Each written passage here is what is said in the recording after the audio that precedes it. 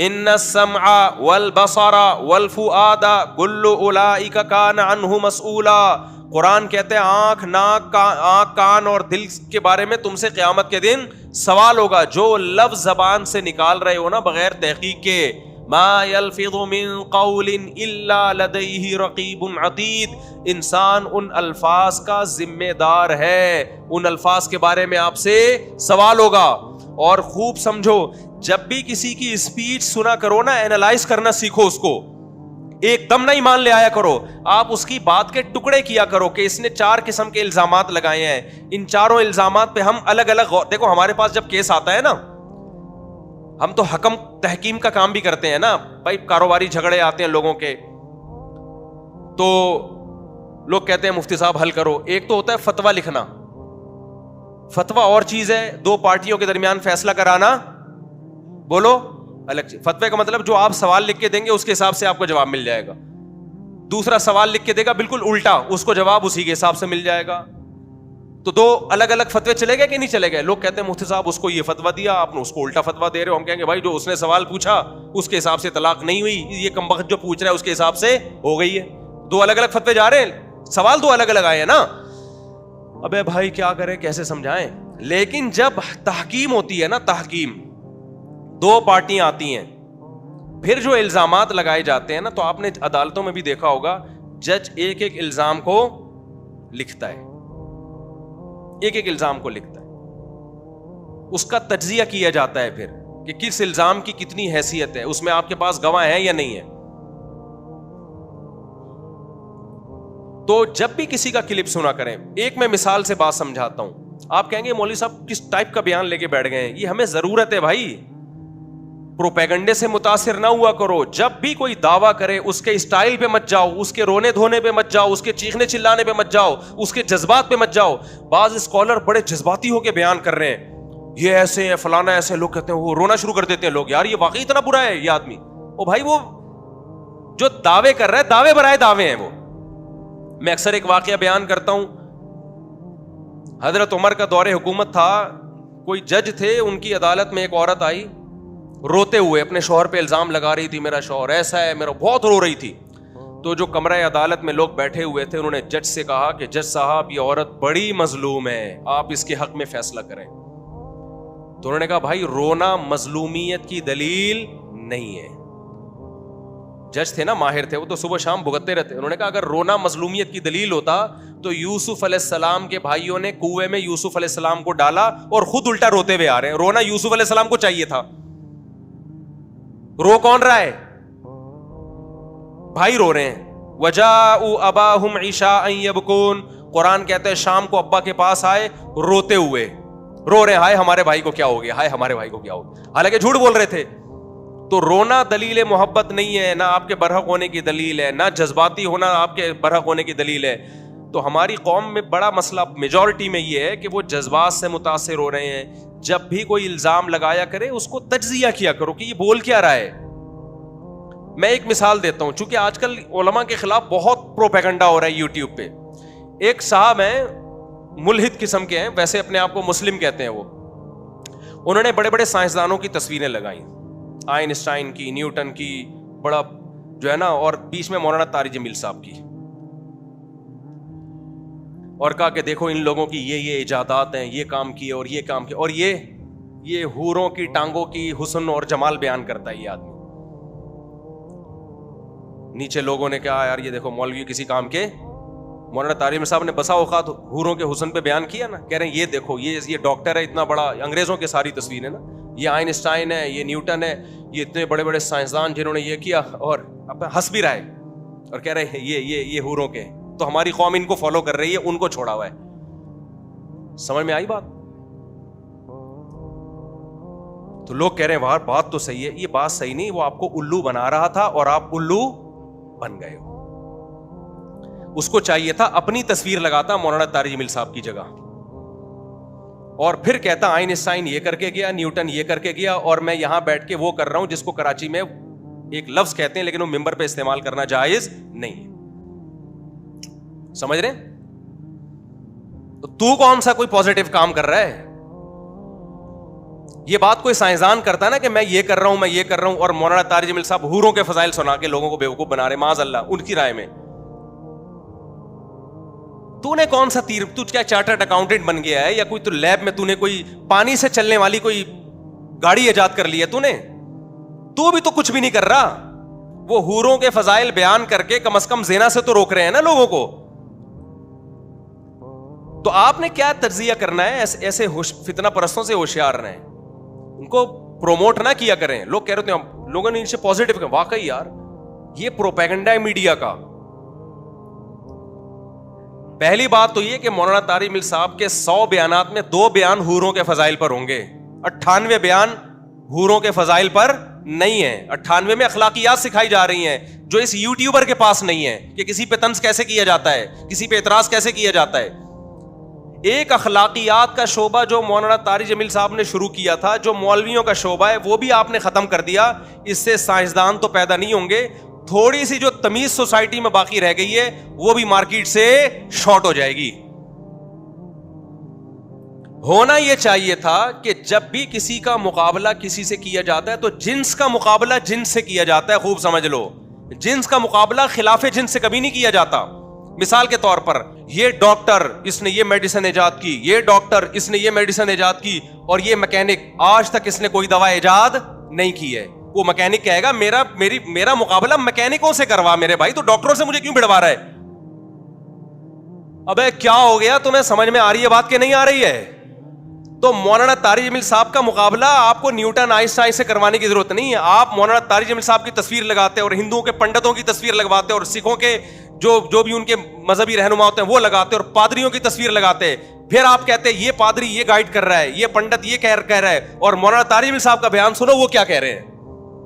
پھر ہم کہتے ہیں یہ جو آپ مقابلہ کر رہے ہو مذہبی لیڈروں کا، مذہبی، آپ مسلمانوں کے مذہبی لیڈر کو دیکھو، نہا دھو کے جمعے میں تیار ہو کے آتے ہیں، نہا دھو کے سفید کپڑے پگڑی، اور آپ ہندوؤں کے پنڈت کی تصویریں لگاؤ ساتھ میں، عیسائیوں کے پادریوں کی لگاؤ.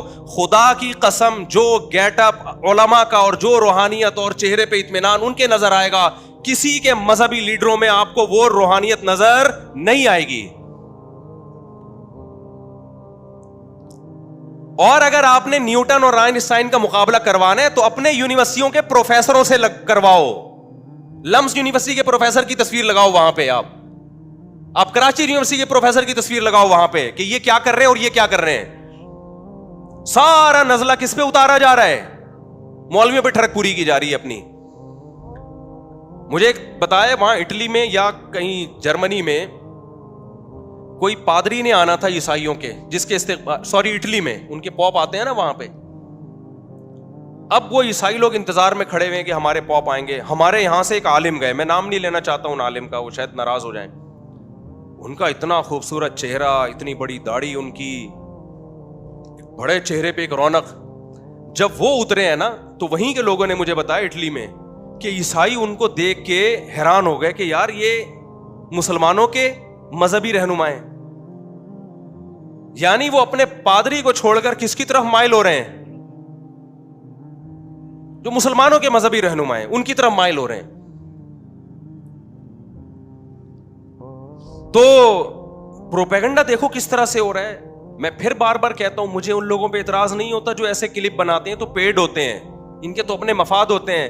اعتراض آپ لوگوں پر ہوتا ہے بھائی جو ان کے پروپیگنڈے سے متاثر ہو جاتے ہیں. سمجھتے ہو کہ نہیں سمجھتے ہو؟ آپ یہ کہہ سکتے ہو کہ پھر ان مولویوں کی ہمیں ضرورت کیا ہے، جب نہ انہوں نے بلب ایجاد کیا، نہ یہ گاڑی ایجاد کر سکتے ہیں، نہ گاڑی کا پنچر لگا سکتے ہیں، یہ حوروں کے فضائل کے علاوہ کچھ بھی نہیں سنا سکتے، تو ان کی ہمیں ضرورت کیا ہے؟ مقابلہ نہ کرو. آپ یہ اعتراض کر سکتے ہو. تو بھائی جو آخرت پر ایمان رکھے گا اس کو مولوی کی ضرورت ہوگی، جو آخرت پر ایمان نہیں رکھتا اس کو مولوی کی کوئی ضرورت نہیں ہے. اس کے لیے تو مولوی سے زیادہ بیکار طبقہ واقعی دنیا میں کوئی نہیں ہے. کیونکہ اگر آپ یہ اس نظریے کے قائل ہو کہ ہم نے مر کے مٹی ہو کے ختم ہو جانا ہے، تو پھر آپ واقعی میں کہتا ہوں مولوی سے بیکار طبقہ دنیا میں کوئی بھی نہیں ہے. پھر تو ضرورت ہی نہیں ہے، پھر تو قرآن کی بھی ضرورت نہیں، پھر تو پیغمبروں کی بھی ضرورت نہیں، پھر تو اسلام کی بھی ضرورت نہیں ہے. پھر تو یہ دنیاوی اور مادی ترقی ہی سب کچھ ہے. لیکن قرآن پکار پکار کے کہہ رہا ہے وما بلغوا معشار ما آتیناہم, اس ترقی سے متاثر مت ہونا. پچھلی امتوں کو جو ہم نے تباہ کیا ہے اسی سائنسی ترقی پہ انہوں نے ناز کرنا شروع کر دیا اور پیغمبروں کی دعوتوں کو ٹھکرانا شروع کر دیا.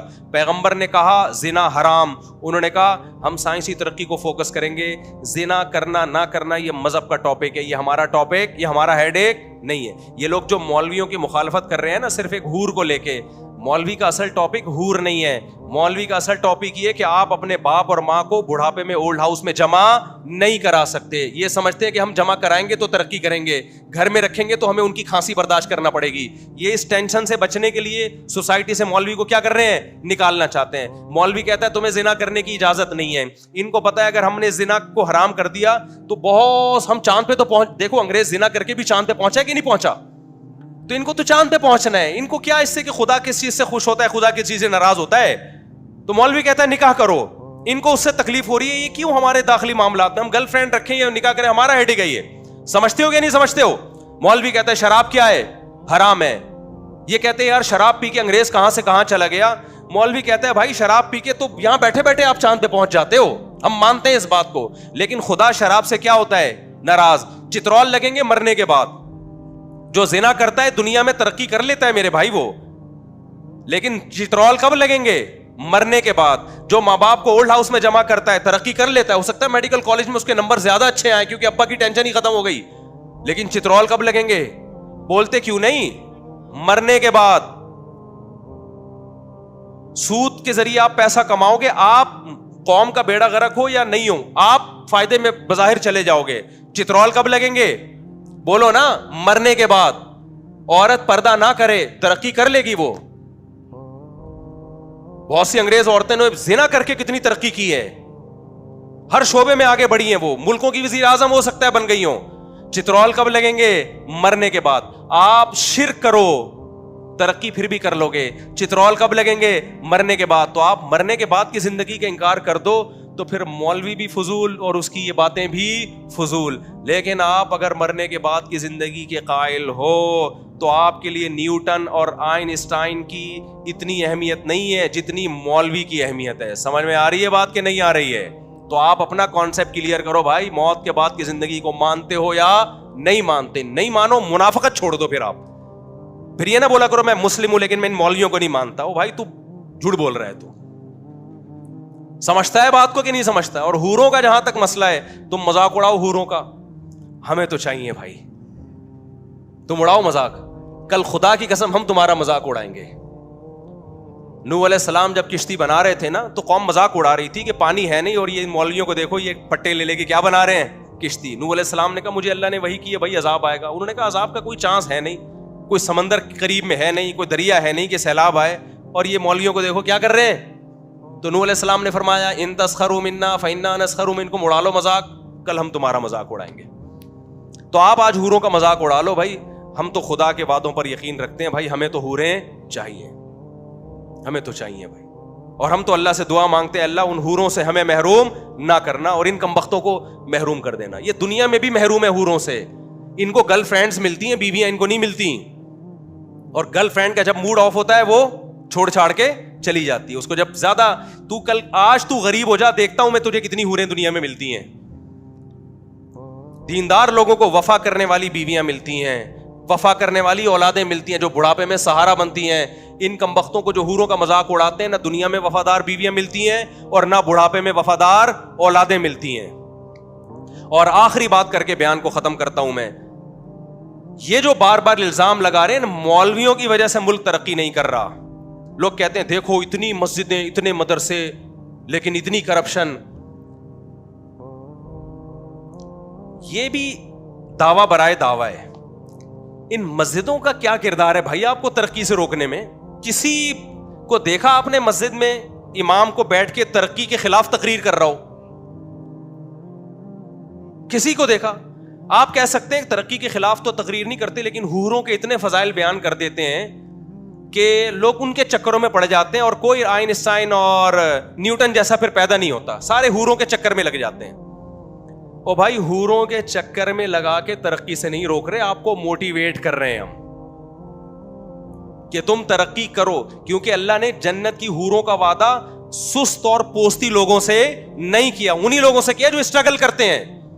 میرے تو میڈیکل کالج میں بیانات ہوتے رہتے, میں کہتا ہوں تمہیں حوریں ملیں گی نہیں اس وقت جب تک تم پڑھائی کو فوکس نہیں کرو گے. اسلام جب دنیا میں آیا, مجھے ایک بات بتاؤ, سائنس نے ترقی کی ہے یا تنزل میں گئی ہے سائنس؟ یہ تو گورے اعتراف کر رہے ہیں کہ مسلمان سائنٹسٹ اگر نہ ہوتے تو جس ترقی پہ آج ہم ہیں آج سے 500 سال کے بعد ہوتے. تو اسلام کے دنیا میں آنے کے بعد ہی لوگوں نے سائنسی ترقی شروع کی ہے. تو اسلام نے کون سا ایسا سبق دیا تھا کہ سائنسی ترقی شروع ہو گئی؟ اس وقت تو یورپ اندھیروں میں ڈوبا ہوا تھا. جتنے آپ کے سائنسدان ہیں نا جو اس وقت جتنے علوم ہیں, ان سب کے تانے بانے کہیں نہ کہیں مسلمان سائنٹسٹ سے جا کے مل رہے ہوں گے. تو اگر اسلام ترقی میں رکاوٹ ہوتا ہے یا مولوی ترقی میں رکاوٹ ہوتا تو بنیادیں کیوں رکھی ہوتی ہیں اسلام نے سائنس کی؟ ایک چیز خیر کی تھی, آپ نے سائنس کا لیبل لگا کے اس خیر کو بھی سوسائٹی سے ختم کر دی. ہمارے ہاں میں ایک مثال دیتا ہوں, ہمارے ہاں جو تھوڑی بہت خیر ہے نا میرے بھائی, تھوڑی سی خیر, جو تھوڑی کرپشن کم ہے, بہت زیادہ ہے لیکن اور زیادہ ہوتی اگر یہ مدارس اور یہ مسجدیں نہ ہوتی, کیونکہ تھوڑا بہت حوروں کی لالچ میں ہو سکتا ہے کرپشن چھوڑ دے وہ. اگر یہ دینی مدارس اور مسجدیں نہ ہوتی جہاں کوئی خیر کی باتیں ہو رہی ہیں, تو خدا کی قسم آپ کے قانون میں اور آپ کے حکمرانوں کے پاس اتنی پاور نہیں ہے کہ وہ قوم کو سنبھال لیتے. انہوں نے, وہ خود اتنے کرپٹ ہیں, وہ تمہیں کرپشن کے خلاف بیان دیتے کیا؟ وہ لطیفے سناتے تمہیں کرپشن کے خلاف؟ ان کا کرپشن کے خلاف بولنا خود لطیفہ ہوتا. یہ تو تھوڑا بہت قبر کا عذاب کا خوف ہے جو لوگ دیانتداری سے کام لے رہے ہوتے ہیں. تو جب بھی میرے بھائی یوٹیوب پہ فیس بک پر کوئی بھی شخص بیٹھ کے فضول باتیں کر رہا ہو نا, تو اس کو پروموٹ نہ کیا کریں, اینالائز کیا کریں. نمبر 1, آپ نے یہ الزام لگایا, اس کا کیا ثبوت ہے آپ کے پاس؟ نمبر 2, آپ نے یہ الزام لگایا, اس کا کیا ثبوت ہے؟ نمبر 3, آپ نے یہ الزام لگایا, اس کا کیا ثبوت ہے؟ تاکہ آئندہ کوئی بولنے سے پہلے 100 دفعہ سوچے. سمجھ رہے ہو کہ نہیں سمجھ رہے ہو؟ اللہ تعالیٰ سمجھنے کی اور کھوپڑی کو استعمال کرنے کی توفیق دے.